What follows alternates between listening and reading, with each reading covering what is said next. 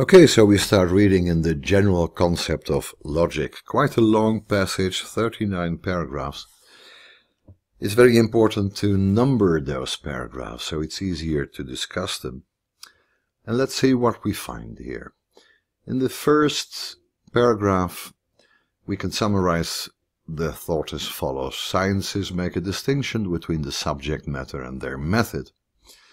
Philosophy, however, requires an absolute beginning that does not allow for such a distinction. We cannot presuppose a method because logic deals with thought in general, including the idea of a method.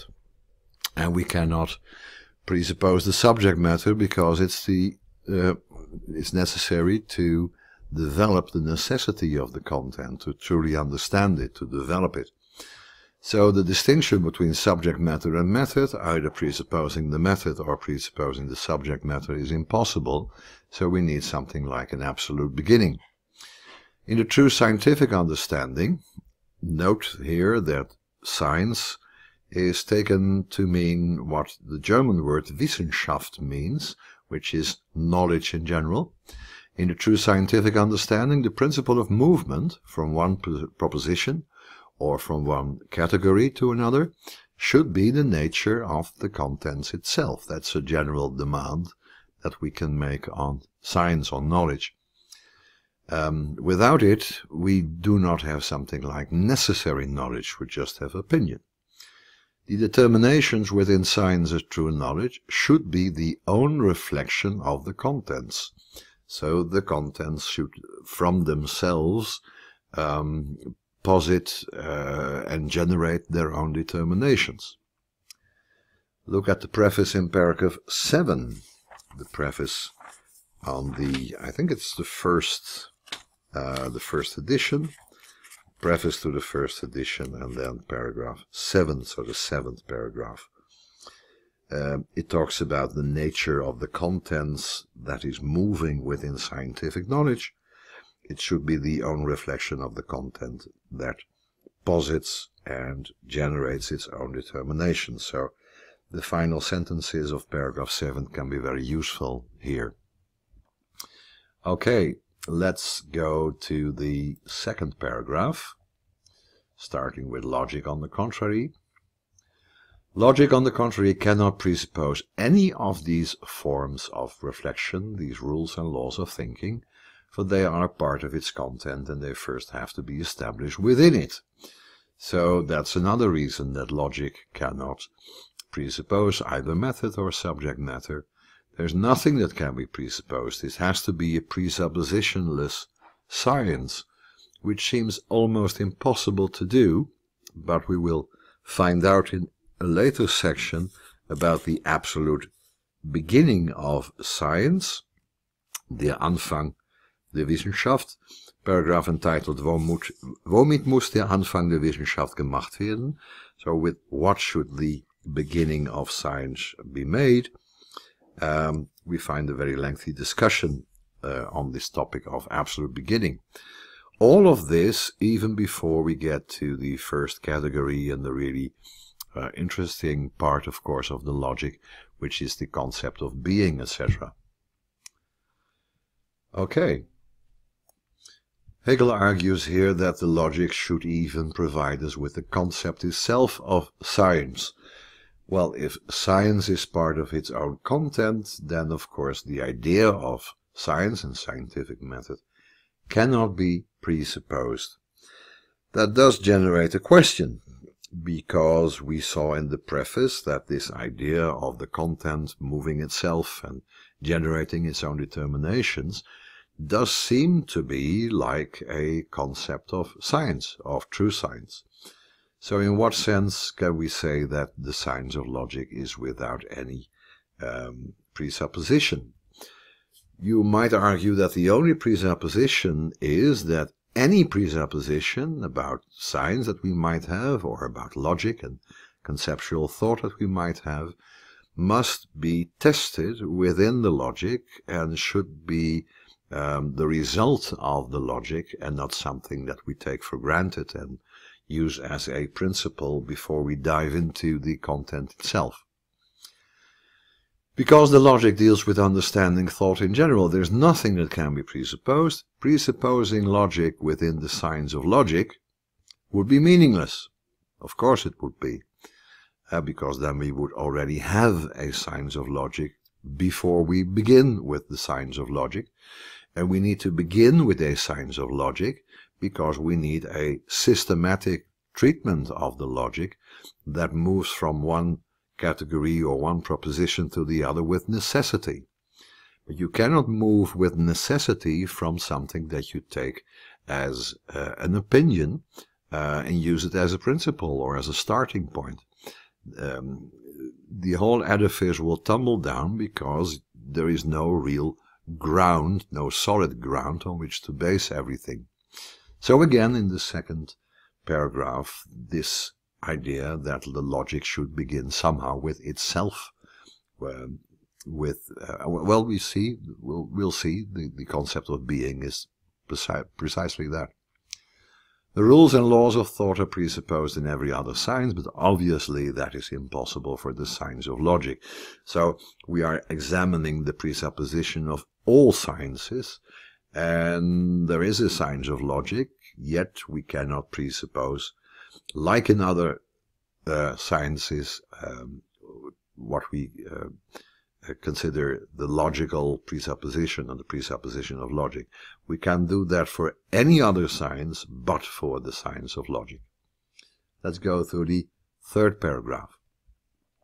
Whenever logic is taken as a science of thinking in general, it's thereby understood that this thinking constitutes the mere form of a cognition. In this paragraph, Hegel starts to be very critical of other attempts at logic. The general view on the logic is that it deals with the pure form of knowledge without any connection to content. All knowledge would require that its contents or subject matter be given from somewhere else. In other words, logic only deals with the formal conditions of true knowledge, but does not contain real knowledge. It does not deal with the sufficient conditions of true knowledge, we might say, but only with the necessary conditions of true knowledge.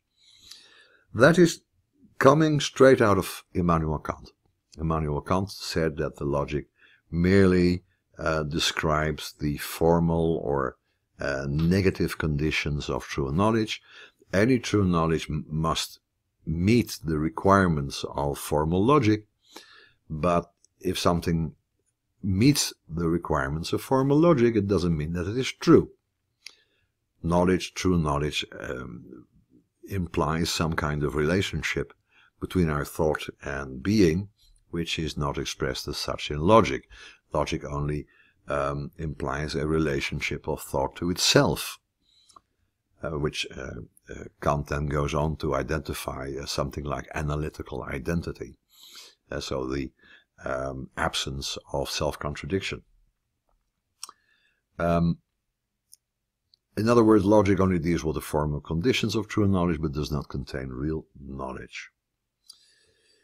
But first, to say that logic abstracts from all content, that it only teaches the rule of thinking without being able to engage in what is being thought, or to take its composition into consideration, this alone is already inadequate. So the idea that logic is purely formal, that it only deals with rules of thought, that is wrong in itself, because the logic does have a content. Every idea, category, rule, proposition within the logic is a content. It's a thought. So to suppose that we can abstract from all content is a bit silly here, because the science of logic obviously has a content, which is the idea and thought and proposition, etc. itself. So to say that we are merely dealing with the form is wrong, because exactly that so-called form of thought is the topic, is the content of the science of logic. But second, the notions on which the concept of logic has generally rested so far have in part already passed away, and for the rest it is time that they disappear altogether, that the standpoint of this science were grasped at a higher level, and that the science gained a completely altered shape. So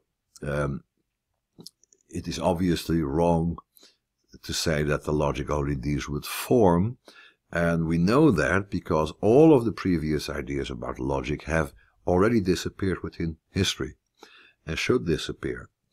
So we are left in Hegel's view with a sort of a remnant of the logic, with a formal logic that doesn't really thrive as a science. So it's normal that it definitely disappears, and then we should start all over again. The concept of logic has hitherto rested on a separation. That was the idea. That was the presupposition of logic. That is, that the content of knowledge is to be distinguished from its form, or that the truth is to be distinguished from the conscious grasping of that truth, i.e. certainty. That is the language of the phenomenology, by the way, to say that our consciousness of truth is something like certainty. Presupposed from the start is that the material of knowledge is present in and for itself as a ready-made world outside thinking. That's the empiricist point of view. That thinking is by itself empty, that it comes to this material as a form from outside, fills itself with it, and only then gains a content, thereby becoming real knowledge. Now, this is a presupposition that is perfectly okay for ordinary consciousness. In everyday life we presuppose a separation between the contents of knowledge and its form, or we presuppose a separation between truth and certainty. Of course we do. But that doesn't mean that philosophical knowledge or true scientific knowledge has the same shape and form as ordinary consciousness. We're not involved in a common sense kind of philosophy, so we're not simply using the presuppositions of natural consciousness and then be content with that and move on to ground a science with that. The presupposition mentioned by Hegel implies on the one hand that the contents of knowledge is a ready world outside of thought, which it isn't, and that thought in itself is empty and has to somehow be combined with this external world. Obviously, that presupposition fails. First of all, it's a logical presupposition, which means that the necessity of it should be demonstrated and not simply presupposed. On the other hand, what does it mean to say that we have a ready world outside of thought? For instance, even if I just look at a tree and understand, I'm self-aware in that, so I know that I'm looking at a tree, I'm identifying the object that I'm looking at as a tree, then what is going on? Am I exercising some kind of identity between my thought and the object outside of me? Obviously not. So there is only the comparison between the thought of the object, in this case the tree, and the thought of the object, which is the thought that I see a tree. So it would lead to this absolute idealist position, if we grant that the only way this tree is within me and is ready for comparison is as a thought itself. It's not the tree as a thing that I'm comparing my thought to, it's the tree as something that is perceived, i.e. thought. And then knowledge would only mean the identity of my thought with another thought, one thought taken to be just formal and inside me, or just the expression of something, and the other being the thought that I'm stating or arguing that my thought is in the expression of. Whereas in matter of fact, we are dealing with the real world. But that real world, if we abstract from all thought whatsoever, there's nothing left. If the tree outside of me isn't present within me as a thought, even if it means merely as a perception, then there is nothing to compare it to. So when we have true knowledge and there is some kind of identity between thought and being, then this being means that the thing that we are knowing is already within my thoughts. And if we abstract from it to have the real world defined as something that exists externally to my thinking, that is outside of my thought, then there is nothing left. That means that we get into this Kantian dualism of the thing in itself abstracted from all thought, and the thing as it appears in my thought, which is then identified as merely the appearance. Now, let's move on to this paragraph. Further, these two component parts, for they are supposed to be related to each other as component parts, and cognition is compounded from them in a mechanical or at best chemical manner, and so we just take the two and clash them together, and that is what our cognition looks like. The form and the content, they fit and they stand together, etc.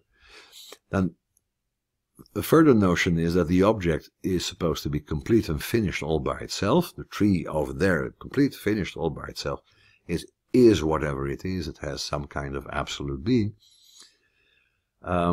And for its actuality can fully dispense with thought. The tree would be there even if I don't look at it or think it or perceive it. Thought, for its part, is something deficient and in need of a material in order to complete itself. So the thought of a tree is nothing. And also, as a pliable, indeterminate form must adapt itself to its matter. So the idea is that this combination, chemical or mechanical, this composition of thought and matter is an issue of thought adapting itself. My thought within my perception of the tree should carefully look for the characteristics of the tree and how it looks and how it grows and whatever, and my thought should adapt itself to that thing over there. It's the medieval idea of the adequatio rei et intellectus, or the adequate consistency, the adequate composition of the thing and the intellect, whereby it is presupposed that the intellect adapts itself to the thing. Thought is expected to be subservient or responsive to the subject matter. Now, all of this is both the empiricist position, and it is the position of Kant, who took empiricism within its own philosophy of the reflective mind, to say it in Hegelian terms, but he left it intact. He merely changed the ontological status of the object within empiricism and made it not the thing, but the appearance of the thing. Third, when the difference of matter and form, of subject matter and thought, is not left in this nebulous indeterminacy, but is more specifically defined, each turns out to be a sphere divorced from the other. So if you take a look at the presuppositions of this empiricist and even this Kantian position, truth and certainty are separate and need to come together, then you find out that if you look at it carefully, each one of them is totally divorced from the other. So this gap between the two is so absolute that it cannot be bridged. Consequently, as thought receives and informs the material, it does not transcend itself, but its reception of this material and its responsiveness to it remain modification of itself. So this is the interesting conclusion, because they are so totally different and separate. Even if we find within ourselves this process of thinking in which we know something outside of our knowledge, we have to acknowledge that thought never transcends itself. Like I said before, the adequate harmony between the thing that I'm looking at and the thought of the thing that is within myself is actually an identity between one type of thought within myself and another type of thought within myself. So the thought that is expressing awareness and perception, and the thought that is expressing the mere being of the thing, they are simply two thoughts. And it might seem from within natural consciousness that there is this adaptation of thought to the real thing, but in actual fact there is only the adequate harmony between two separate thoughts within myself. They all remain, Hegel says, modifications of itself. Thus, thought does not become its other. And that is his formula for the requirement here. Thought has to become its other. Now, this is a very essential phrase that is not explained here, but to become its other means that let me try to explain it in terms of the perception of a tree, which doesn't really work, but let me try. So I have this thought of the tree, this perception, which is also a thought of the tree. Now, if that tree is something else than my thinking, there is no possibility of bridging the gap. If the tree is merely a thought within my thoughts, then my thoughts remain within myself, and there is no transcendence. Now, thought has to become the tree. This is a very ancient position, which Hegel reiterates, and there is a very deep reason for it. Thought has to become its other. Thought has to become a relationship between itself and that of which it is a thought. So it has to divide itself, not a separation that is presupposed, but a division within thought itself, and become its other. So the thought should be filled with that which it is not. And by becoming filled with that which it is not, it actually reinforces and affirms its own identity with itself. I think this might be abracadabra to you at this point of the discussion, but that is something that we might come back to if we take a look at all the other categories and try to work our way through the signs of being, the logic of being. And this idea turns out to be essential and crucial. The self-conscious determining, at any rate, belongs only to it, even as it refers to the subject matter. Therefore, it does not reach out to it outside itself. It doesn't do that. There's no transcendence in this approach. The subject matter remains a thing in itself, utterly a beyond of thought. That's Kantian philosophy. These views on the relation of subject and object to each other express the determinations that constitute the nature of our ordinary phenomenal consciousness. Our natural everyday consciousness perceives the world in this manner, or rather reflects upon itself in this manner. However, when these prejudices are carried over to reason, as if in reason the same relation obtained, as if this relation had any truth in and for itself, then they are errors. So there's no problem in everyday life. We don't have to change the way we look at things. That wouldn't be very useful. It would be very laborious. But the thing is, we cannot derive from that the basic principles of scientific knowledge. The refutation of them in every part of the spiritual and natural universe is what philosophy is. Philosophy is the refutation of natural, prejudicial, reflective knowledge of myself as a subject that is active in the world and is perceiving the world, etc. Or rather, since they block the entrance to philosophy, I mean, that is important. Drop it. Drop all of these natural presuppositions. Drop all these prejudices that belong to natural consciousness if you want to become a philosopher. They are the errors that must be removed before one can enter it. Then a remark about ancient metaphysics. Remember that the logic of Hegel is in a sense an attempt at the logic in which logic and metaphysics are not divided, are not separate, because truth and certainty cannot be separate, because the form and the content of logic cannot be separate. So older metaphysics that dealt with content is a form of logic, and the older logic that try to be formal is actually a metaphysics. Of course, everyone tried to divide the two and separate the two, but that is what Hegel has just been explaining, that is impossible. The older metaphysic had in this respect, I think he's thinking of Thomas Aquinas and Leibniz and Wolff, Plato and Aristotle. The older metaphysic had in this respect a higher concept of thinking than now passes as the accepted opinion. The accepted opinion is they are completely separate, but older metaphysics did not think so. For it presupposes as its principle that only what is known of things and in things by thought is really true in them. So what is the truth of the tree? That is what I think of the tree. That is what I perceive of the tree. That is its truth. That is not merely superficial appearance of the tree, and it's certainly not the complete ontological knowledge and insight into the tree, but that is what the thing is actually. A thing has its truth in thought. The truth of the tree, that is what knowledge is all about. The truth of the tree is thought.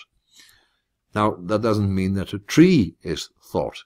And actually, the thought of a tree implies that something like a tree isn't a thought. But the truth of the tree, namely that it is not thought, that it is the other of thought, that is a thought. So, the metaphysical statement that what I'm thinking of has some reality within itself actually is the metaphysical thought that it is all about. What is known in them not in their immediacy, but as first elevated to the form of thinking as things of thought. That is what the truth of things means.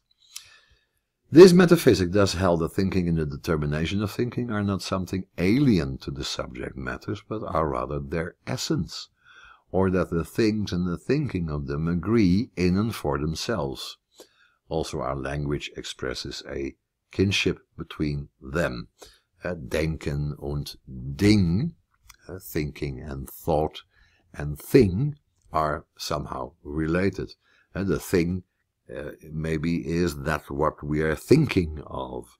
And if we are thinking, there are things that we perceive and think of. That thinking in its imminent determinations and the true nature of things are one and the same content. Let me stress that. Thinking in its imminent determinations, so just looking at thought as thought as such, we find imminent determinations of thought. We find the inner content of thought, and we can explain that in a systematic way by starting with the most immediate category and working ourselves up to the point that we find the idea of thought as science. And on the other hand, the metaphysical notion of the true nature of things is one of the same, because the true nature of things has to be thinking. Otherwise a thing doesn't have something like a truth, and otherwise the thing is something beyond our knowledge altogether. So if it's not beyond our knowledge, beyond our thought altogether, then the truth of the thing has to be within the thought of the thing. Or, rather, the thing is thinking itself within us. Now, that is not here in the preface, but that's an expression I borrowed from one of the Dutch neo-Hegelians of the beginning of the 20th century, Bolland. And Bolland said something like this. So the thing is thinking itself within us. That is the nature of truth. And of course the thing doesn't think in the sense in which we think, but it expresses its truth within us. Within our thinking, the truth of the thing, the inner thought and determination of the thing, is becoming explicit and revealed, and that is exactly the way that things can be known, because they express themselves within thought and turn out to be thought. Now comes this Kantian revolution, but the reflection of the understanding seized hold of philosophy. And now we get this weird defense of natural consciousness, and then philosophy had to deal with the thing in itself, etc. We must know exactly what is meant by this saying, which is otherwise often used as a slogan. What is reflective understanding? What is the idea of Verstand in Kantian philosophy? It refers in general to an understanding that abstracts and therefore separates, that remains fixed in its separation. So two things. Reflective understanding is abstracting form from content, separating the two, and then reaches its result in that it remains fixed in its separations. So it's one or the other, and if it's this, it's not that, and after we have determined that, we are completely finished. If you just read a couple of pages of Kant's Kritik der reinen Vernunft, so critic of pure finite understanding, will be a nice translation, then you see that happening. It turns out that knowledge is described in a, let's say, in a mechanical way. We have this mechanism and that mechanism, and bring them together, we have perception, and we have this and that, and we have a proposition of truth, we have this and that, and we have the application of a category. We have several categories, and all of these are applied to our more or less psychological apparatus. We have Empfindungen, so sense perceptions, and we apply categories to that as kind of a form is applied to a matter, and then we produce the oneness of the thing, or the endurance over time, and all of that stuff that is in the Critique of Pure Reason. We could say here in Hegel's terminology, it remains fixed in its separations. There is this separation between what reason does and what finite understanding does, and what the transcendental imagination does, and all of that. Turned against reason, that is how Hegel views this, turned against reason, this understanding behaves in the manner of ordinary common sense. I mean, that is the product of this Reflexionsphilosophie, the philosophy of reflective understanding. As the Kantian philosophy, transcendentalism is called, it leads just to an affirmation of ordinary common sense. Giving credence to the latter's view that truth rests on sensuous reality, the Empfindungen, the sensuous awareness, that is the basis of all knowledge, according to Kant. That thoughts are only thoughts, merely thoughts, just forms of organizing sensuous impressions within myself. That is, that only sense perception gives filling and reality to them, and that reason, insofar as it abides in and for itself, generates only mental figments, so general mental structures, the beginning in time of the cosmos and the eternity of the cosmos, two reasonable ideas that are contradictory, of course, and cannot be filled with sense perception, so they go beyond what can be experienced, so their reason exceeds its own boundaries and becomes nonsensical. That is, again, in Kant's Critique of Pure Reason. In this self-renunciation of reason, the concept of truth is lost, because it is restricted to the knowledge of mere subjective truth, or mere appearances of only something to which the nature of the fact does not correspond. Knowledge has lapped into opinion. Only knowledge of the thing in itself, just the things as they are, might lead to a philosophy in which true knowledge is possible. But as soon as you made this distinction, this very opportune distinction between appearance and thing in itself, then knowledge can only be in opinion. Metaphysics becomes impossible, and whatever reason is doing, it is merely a figment of the imagination. Yet there is something deeper lying at the foundation of this turn which knowledge takes, and appears as a loss in a retrograde step. Retrograde with reference to the older metaphysical claim. Something on which the elevation of reason to the loftier spirit of modern philosophy, Hegel is thinking of Fichte, of course, and Schelling, in fact rests. The basis of that conception, now universally accepted, is to be sought, namely, in the insight into the necessary conflict of the determinations of the understanding with themselves. Hegel says that, now, that is interesting, that within the Reflexionsphilosophie, we are talking about necessary contradictions. The reflection already mentioned consists in transcending the concrete immediate, in determining and parting it.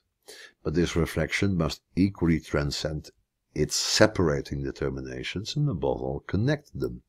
Now take a look at this.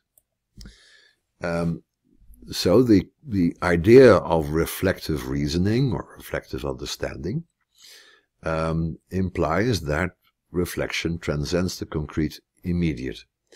We go beyond the Empfindung, the sensuous awareness, because we determine what we're seeing. We're saying this is a tree, and then somehow this sensuous awareness is no longer the essential thing. Now, we have this reflection, we have this proposition, for instance, that this is a tree in my garden. This reflection must equally transcend its separating determinations and above all connect them. There must be a connection between the various elements. There has to be, in Kantian terms, a synthesis of all of that. So we have sensuous awareness and we have the category, we have experience and we have thought. Now we must separate them fully. And yet, ultimately, we have to connect them. We have to find a point in each of them that allows them to be connected. There has to be a connector. And there has to be an act of synthesis, very important in Kantian philosophy. The transcendentale synthesis, the transcendental synthesis, is something within our reasoning that combines the material of sense perception with the forms of reflection and thought.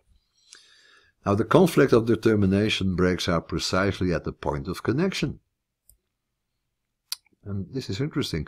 This reflective activity of connection belongs in itself to reason. Reason is the great synthesizer. It's the great synthesizing power.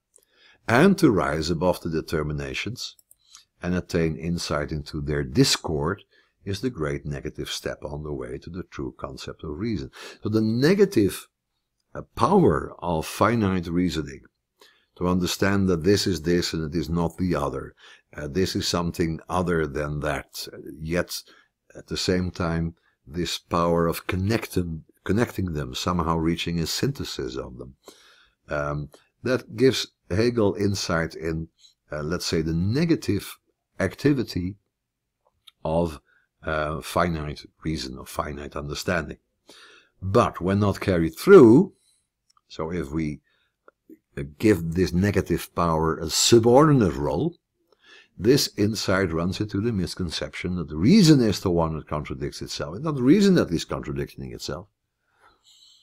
It's not something within reason contradiction. No, there is a contradiction between sense perception and logical form. There's a contradiction everywhere around. There's always contradiction. How to deal with contradiction is one of the very important elements of Hegel's dialectic method. How to deal with contradiction. Are contradictions something that need to be avoided at all costs? And it's only reason because it transcends experience that runs into contradictions, and these are only contradictions with itself. Is that the case?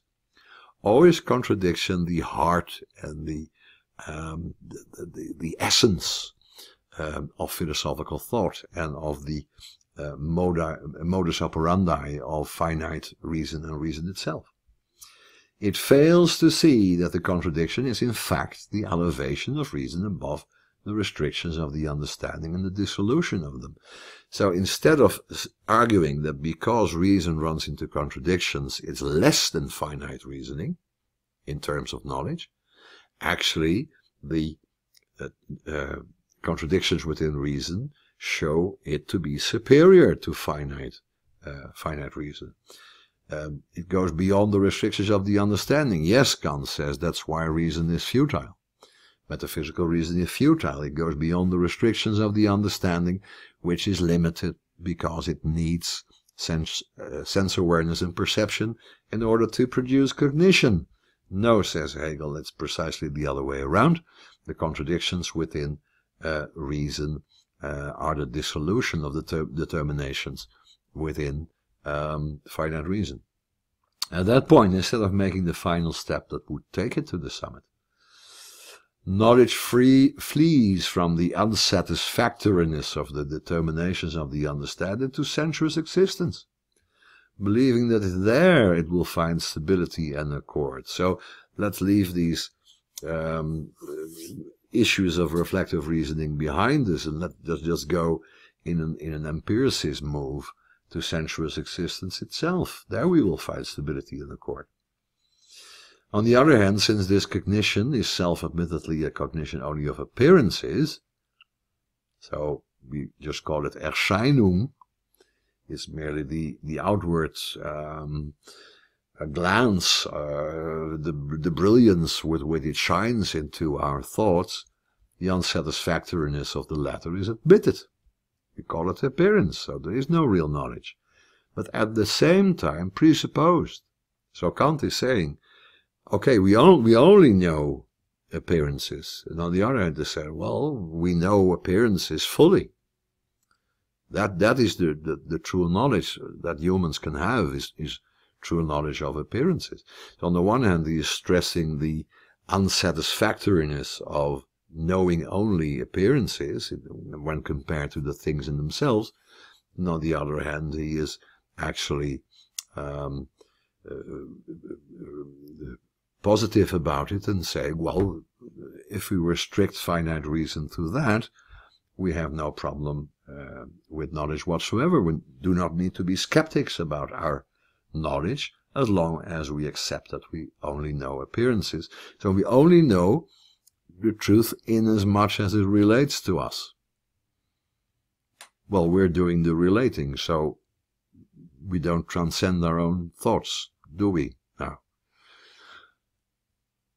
I would say to Kant, as much as to say that although we do not have cognition of things in themselves, nevertheless, within the sphere of appearance we do have correct cognition, as if, so to speak, there were a difference only in the kind of subject matters on one kind, namely the things in themselves, does not fall within the scope of knowledge, whereas the other kind, namely the appearances, does, as if we are talking about two different things. Now that has been an issue in the interpretation of Kant. Is he talking about perspectives, or let's say ontological declarations about the status of the object of human knowledge? Is that all he does? That is a popular point of view. Martin Heidegger used that in his Kant interpretation. Or are we saying that he's actually talking about the things in themselves that cannot be known in the same way as the appearances of sensuous objects are known, and he's not talking about appearances in the sense of the way how a thing appears, but he's talking about appearances as just another word for the things that we know. So is it merely a methodological difference, the same thing appearing as the metaphysical thing in itself and the other as appearance in relation to our knowledge, or does he actually mean something like there are two different things in the world? The things like God can know them, and the things like we can know them, and we just call them appearances. Is there some connection between the appearance and the thing in itself, or is there no connection whatsoever between the two?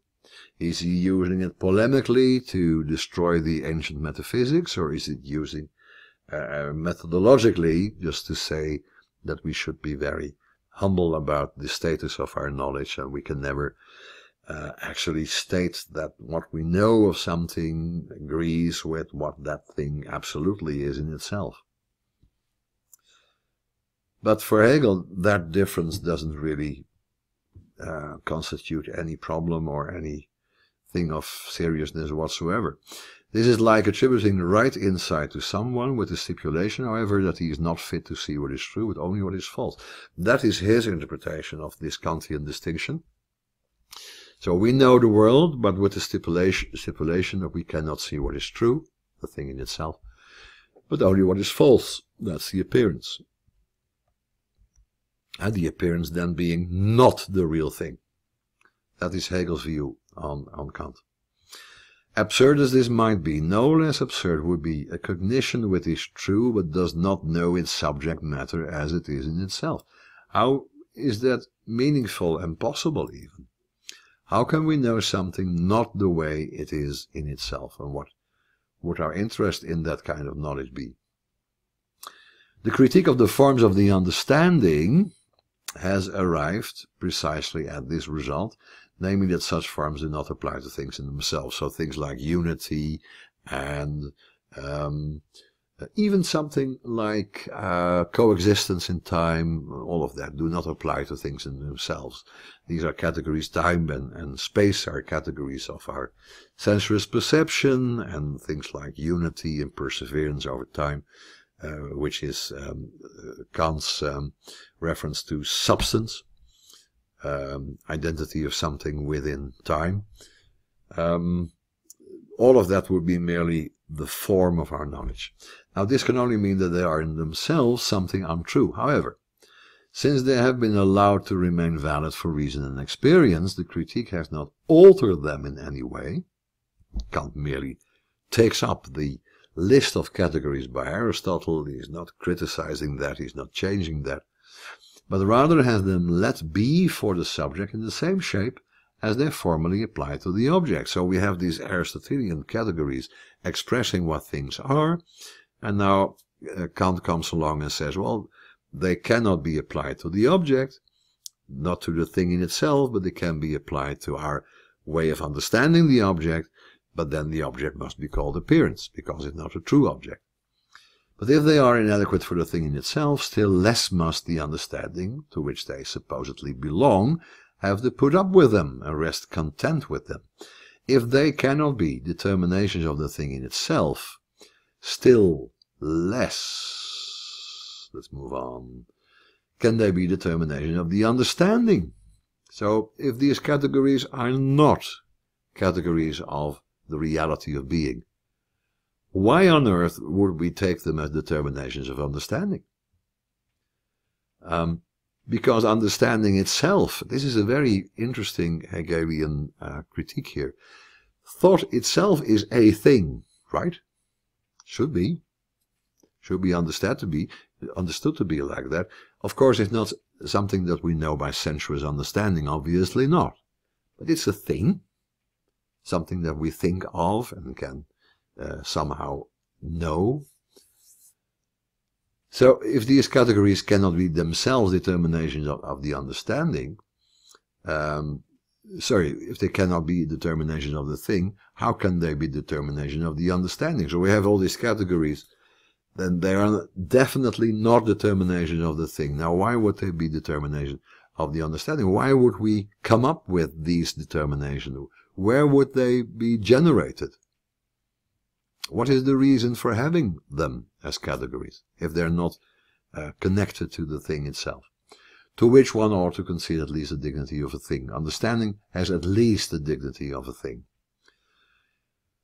The determinations of finite and infinite run into the same conflict, whether they are applied to time and space, to the world, or are determinations internal to the spirit. If finitude and the infinite is not something that we can actually say about the world as a whole. I mean, we can argue for a finite world, and we can equally argue for an infinite world. So we have this contradiction within reason. Now, if neither of them, finitude nor infinite, are applicable to the thing in itself, why would they be determinations that are part and parcel of reason? Why would we have these internal determinations of the spirit? Where would it come from? Just as black and white yield gray, whether they are mixed on a wall or on a palette. I mean, you can see them out there, or you can see them on the palette. But if they're not mixed on the wall, why would they mix within our minds? If our representation of the world is dissolved, what we carry over to it, the determinations of the infinite and finite, still more spirit itself, which contains both determination within itself, something inwardly self-contradictory, self-dissolving. So if you cannot understand the object, the world, by using these two contradictory categories, why on earth would you try to understand human understanding as being determined by these contradictory categories? Remember that we are left with that contradiction. We're not dissolving that contradiction in a Hegelian style. We're simply positing, like finite understanding does all the time, it's either this or that, and we cannot decide. But it's either this or that. It's not the nature of the material of the subject matter to which they are applied or in which they are found that can make a difference, for it's only through such determinations and in accordance with them that the subject matter has contradiction with it. Okay, that's clear. The said critique has therefore removed the forms of objective thinking only from the thing, but has left them in the subject as it originally found them. So what is Kant doing? He is saying not applicable, but it is present, and that's the foundation of this folly of transcendent metaphysics, by which he means the rationalist metaphysics of Leibniz and Wolff in the first place. That is to say, he did not consider them in and for themselves according to the proper content, but simply took them over from subjective logic in the matter of lemmas. So, like in a dictionary, each word is a lemma, and you have the explanation behind that. It's an entry into the dictionary or the encyclopedia, and that's the way that Kant introduced his categories. He just made a list, and we have separate lemmas that he then tries to explain in how these work as forms of reason. Finite reason, I must say. There was no question, therefore, of an imminent deduction of such forms. I mean, there was no attempt to produce some kind of logic of necessity, whereby one form generates the other, and turns out that one form is required in order to apply the other, or has some own presupposition. There's no deduction, or also of deducing them as logico-subjective forms, still less of a dialectical treatment of them. So there is no imminent deduction.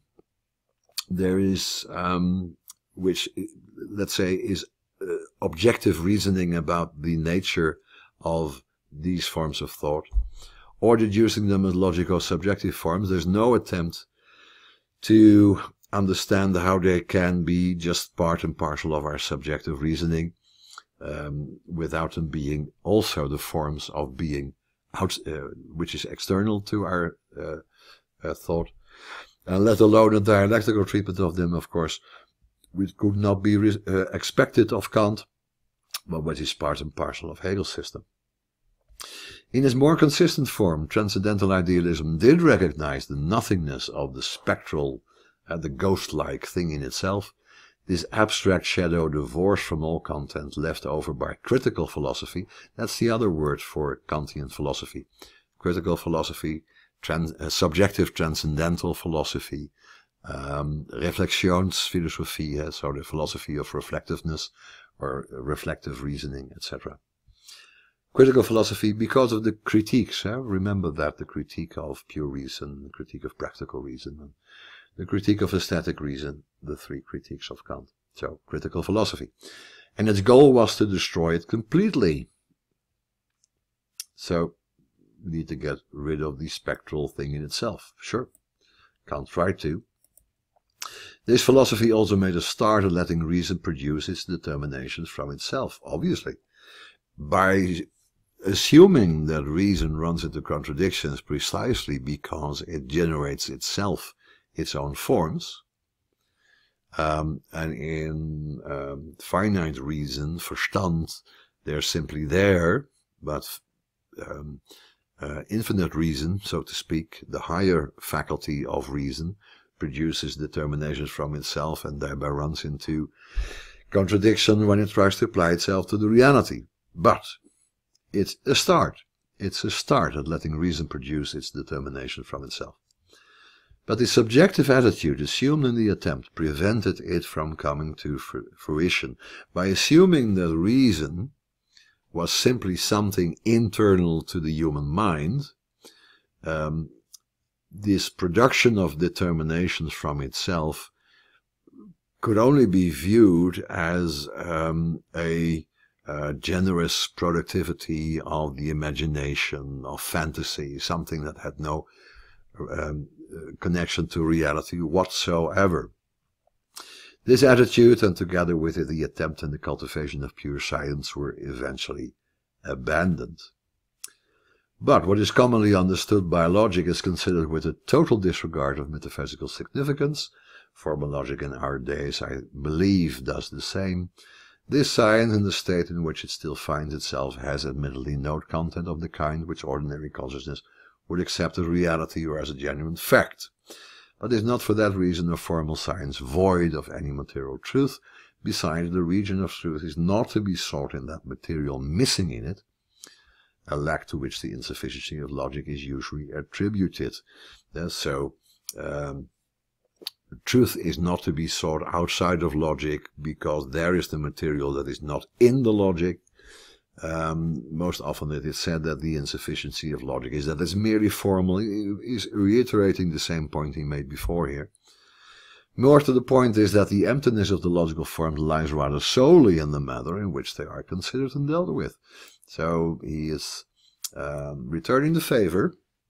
The emptiness of the logical form is not due to the logical form itself, but the way they are considered and applied. Scattered, that is the reason, scattered in fixed determination.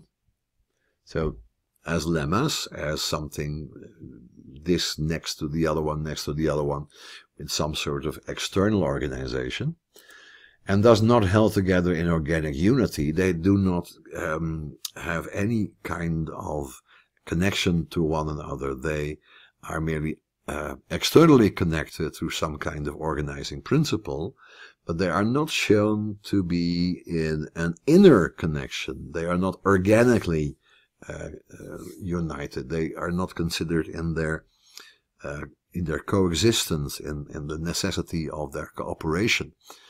In knowledge, categories come together, they overlap, they are used in such a way that they are mixed up, and they form new connections, new unities, and in a way new categories by that. If we want to show the real content of reason, we need to organize it in a completely different manner. We need to organize the categories as producing one another according to a systematic necessity that is only coming forth out of the inner structure and contents of each category.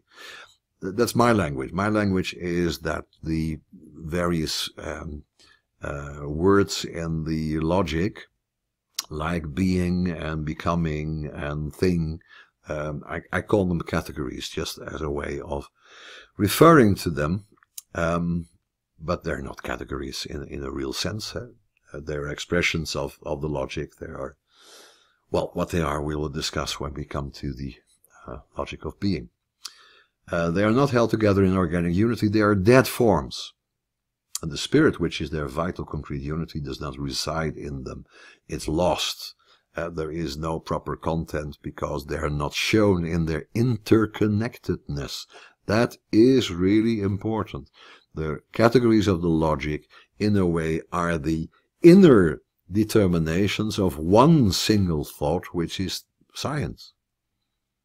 Or, in Hegel's terminology, at the end of the third division of the logic, they are all inner determinations of the idea. And the idea is the logical expression for the spirit, which is the metaphysical expression for the whole of reality as it relates to itself. Therefore, they lack proper content and matter that would in itself be substance of it. Proper content, the content of a logical form would be the substance of that form. This is not the category of substance he means here. It's just it's about to be an empty form or not. The content which is missed in the logical forms is nothing else than a fixed foundation and a concretion of these abstract determinations. The abstract determination becomes concrete by being filled with this substance. And such a substantial being is usually sought for them outside them. Now Hegel is going to look for them within them. So he's going to look for this content which provides the truth of this particular category within the category. But logical reason is itself the substantial or real factor which within itself holds together all the abstract determinations and constitutes their proper, absolutely concrete unity.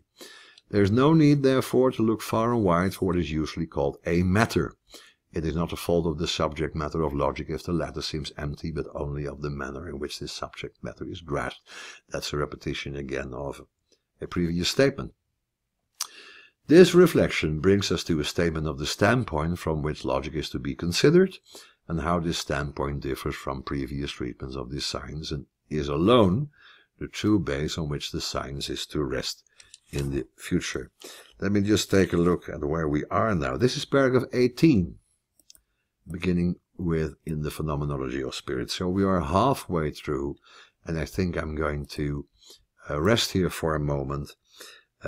I discussed here 17 paragraphs of the general concept of the logic, and I'll hope to be able in a second video to deal with the rest. You see, there are a lot of thoughts here, and we have a lot of text to deal with within 1 week. I think it's a bit too much, but let me try to finish it early next week, and then maybe we can read on by skipping some. We can focus more on the details of other passages, and I think we should be a little more selective in our choices. This is going to be too much of a superficial reading, and then we all take out what we like, and then we have no real reason for discussion. Well, whatever. This is my contribution, the first 17 paragraphs of the general concept of logic. Try and mark the paragraphs with these numbers, if you please, because then it will be easier to answer possible questions or for me to continue discussing this. All of this is based on the German text and the English translation that I've used here.